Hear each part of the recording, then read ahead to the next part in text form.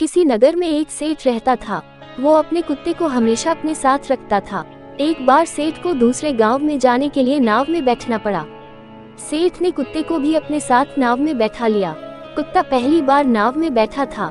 नाव नदी में तेजी से आगे बढ़ रही थी और हिलती नाव की वजह से कुत्ता असहज होता जा रहा था। चारों ओर पानी देखकर कुत्ता उछल कूद करने लगा। नाव में बैठे सभी लोग कुछ देर तक को चुपचाप बैठे रहे, लेकिन बहुत देर तक कुत्ता ऐसा करता रहा तो सभी को डर लगने लगा कि कुत्ते की उछल कूद की वजह से नाव डूब सकती है।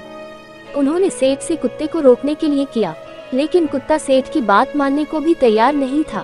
कुत्ते की उछल कूद और बढ़ने लगी तो सभी और डर गए।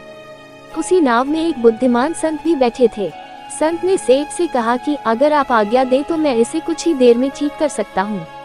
सेठ ने कहा, जैसा आपको उचित लगे वैसा कीजिए, नहीं तो ये कुत्ता तो आज हम सभी को डुबा कर छोड़ेगा। संत उठे और उन्होंने कुत्ते को पकड़कर नदी में दूर फेंक दिया। कुत्ता अपनी जान बचाने के लिए तेजी से हाथ पैर चलाने लगा। कुत्ता जैसे तैसे तैरकर नाव में चढ़ने की कोशिश करने लगा। उसे मृत्यु का डर सताने लगा। जैसे ही कुत्ता नाव के नजदीक आया, संत ने उसे पकड़कर नाव में बैठा लिया। अब कुत्ता चुपचाप जाकर अपने मालिक के पास बैठ गया। कुत्ते को देखकर सभी हैरान रह गए। जो कुत्ता देर पहले उछल कूद कर रहा था, वो एकदम इतना शांत हो गया। सेठ ने संत से इसका कारण पूछा। संत ने कहा कि जब कुत्ते को पानी में फेंका तब इसे समझ आ गया कि उसकी जान खतरे में है।